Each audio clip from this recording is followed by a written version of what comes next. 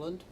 And the beauty of this product is the fact that you get environments to work through, and you can see the different environments as I click on the screen here: motorway, train station, inner city, harbour environment, industrial environment, motorway, etc. There are a number of environments that you can actually load up on the system. So we'll bring the motorway environment with a viaduct into the system, and what we'll start doing then is start to populate that environment with an incident, either a road traffic collision, a fire, buildings, etc. We're just going to start the training up now. The system works on an extended desktop, and on this side here, this is the view that you've just seen in the pods back in the incident command training suite. I'll just actually locate the incident commander to see where he's looking. Which way is he looking? Oh, he's looking on that side of the road. Okay, so there's his view now of the road. And very quickly, what we can start doing with the environment is build an incident. So, for instance, we'll start to populate as a truck across the way. I'll bring him a little bit nearer to you so you can see it. Okay, there's a truck in the environment now, and this truck could have crashed.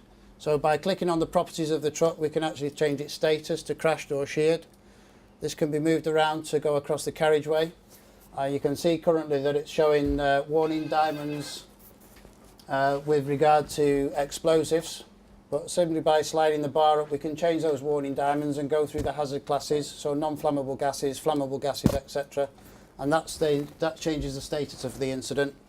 We can initiate leaks from the manhole on the top of the tanker, or we can initiate leaks and spills from the valve down at the bottom of the tanker here. That's just one vehicle that's been put in the environment at the minute. We'll start to populate that now with some other vehicles. Okay, there's a vehicle here, car crashed. It's actually damaged. Turn it to one side, and again bring in some further vehicles. We'll spin this one round, and we'll actually damage that one. So that's damaged at the back now. We can start to put people in.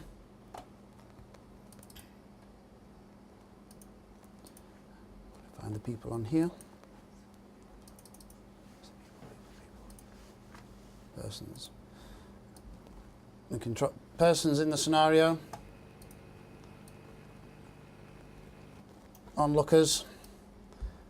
We can basically replicate anything that would happen out in the real world in terms of simulation.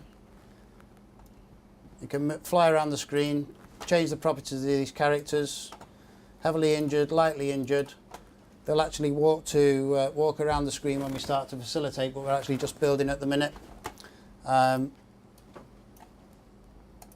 Obviously, fire service, fire and smoke, all these things can be built in.